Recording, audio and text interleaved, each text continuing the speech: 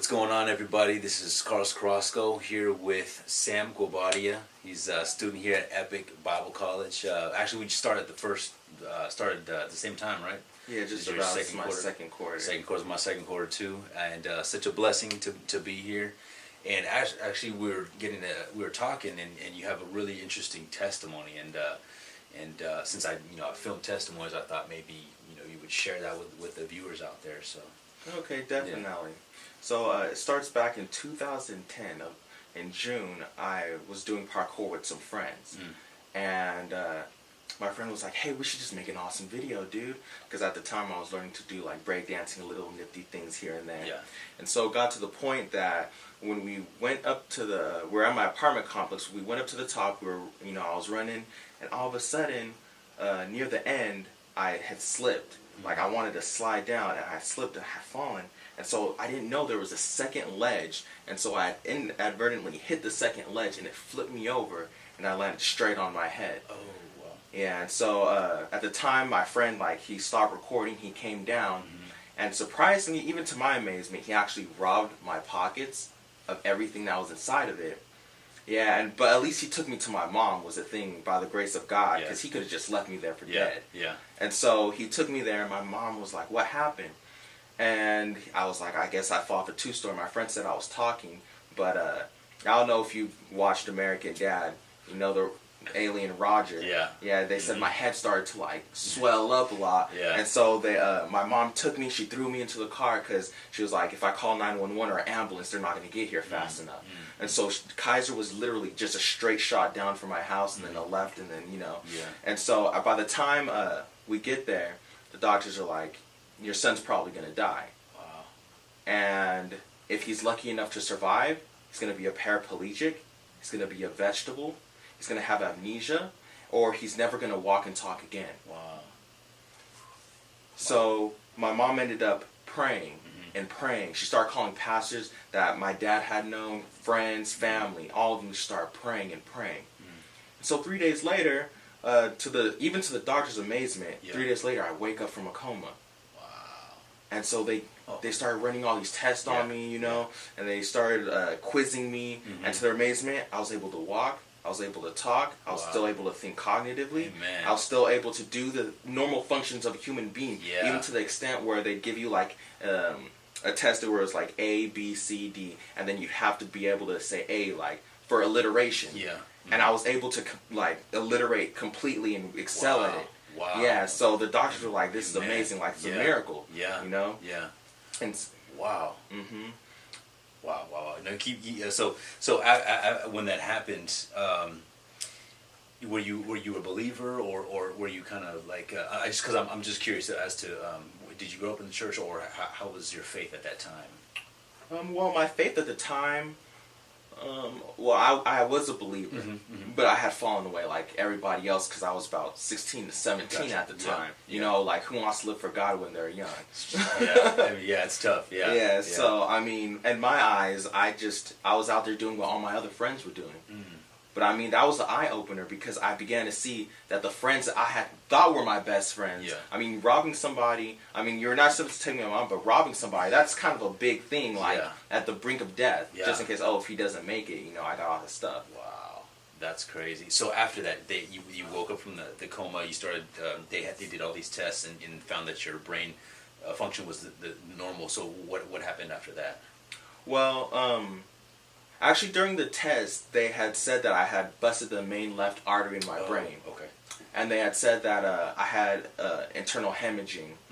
But, now I don't even think there's even signs of it, to be, honest with you. But after that, I started to, get a lot more curious about God. And then about 20 days later, my dad ended up passing away. And so we ended up losing our business. All these things were just coming down, medical bills galore, brain scans constantly being done. Yeah. But by the grace of God and the people that were in our life at the time, God had used them to help support us. I'd see my mom pray, and then suddenly food. People would just be they'd come by and oh, I don't know, I just felt like bringing you food like out of nowhere when I was driving by. Wow. You know, and bills being paid. And it's just amazing how God was able to really restore and balance this. Now, my mom was able to get everything transferred over to her name. Yeah. And so everything's like, you know, coming back, and our family is closer than it was before in the beginning. Amen. So it's like God really did restore everything we lost and gave us more. Because now we appreciate each other more. Yeah, that's amazing. That is amazing. So now, that was about 4 or 5 years ago. Yeah. So now you're in Bible college, and you're pursuing what God has for you. What is something that you feel like God's leading you in the season right now in your life? Season, I would definitely say God's been trying to get me to go out more and basically evangelize or go and share this hope with people. Yeah. Because I gained a hope. Because before, if something happened to me, I would get depressed. I would get down about it. I wouldn't want to move. You know, I had deep depression problems. But then it's like, now that I've practically been dead, I've been given a second chance at life. Wow. It's like, what about all these other people that are out there that are suffering and having all these same problems that I used to be afflicted by? Drugs, smoking, drinking to escape your problems. But it's like, there's no reason to be sad. You're still alive. There's still a hope. There's a second opportunity. Remember that. No matter what you do, there's always a hope and a second opportunity. If you give your life to Christ, or whether you try to make it on your own, there's always an opportunity as long as you're alive. Wow. And you know, just sitting here talking with Sam, I really feel the Spirit like emanating very, very strongly. I just like, it's almost moving me to tears. And I don't really get teary-eyed, you know. So you've got quite a testimony. So I can definitely sense that you got the evangelistic, going out there and telling people about Christ, and it's a very powerful testimony. So what is something like? Is that what you believe that God's called you to be, like an evangelist, or just someone to just go out there and share the love of Christ? You know, I always used to believe like I was specifically like I'm evangelist, like you know, because people would tell you like, oh, you have this kind of gifting or calling in your life. But I learned that it's not even about that anymore. Yeah, that's true. Like, God is looking at your heart. Because if we start to try to name and define ourselves, we're limiting God. And he was like, you know what? All I want is somebody who's willing to give me their best. They're willing to serve me and give me their all. So that I can make them into something beautiful. Not them trying to fit some kind of mold or shoe. And so as soon as I heard that, like, my heart kind of broke. Because it was like, I'm limiting God with what he can use me to do to help other people. Because, I mean, that's the main message of the Bible. It's about loving others. He said, do unto others as you want them to do unto you. He said, this is my one command, love others. Whew, man, amen. You know, I really sense that in first for people that have, you know, especially as Christians that have been in the faith, you know, the verse that talks about we've been passed from death to life, we take it almost symbolic, but in your case it's very literal, and in our case it's very literal too, but sometimes we don't realize it.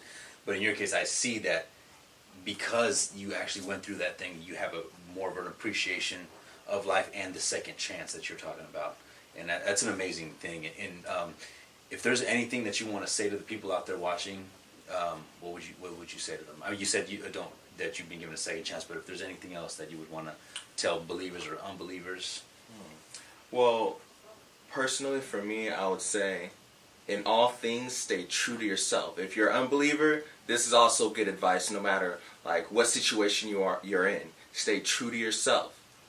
Love others. That's a crucial and key thing in everything you do. Because if you love others, you're spreading that good positive vibe, that good positive energy, and you're sowing love into other people's lives. Because somebody could be having a bad day.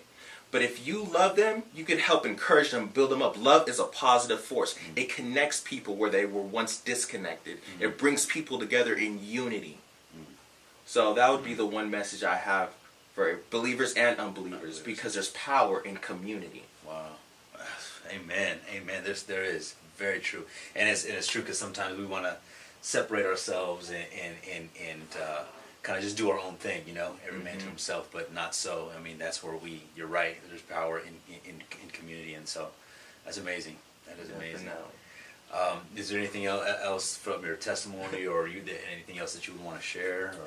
Or I think that's pretty much it. Yeah. Amazing.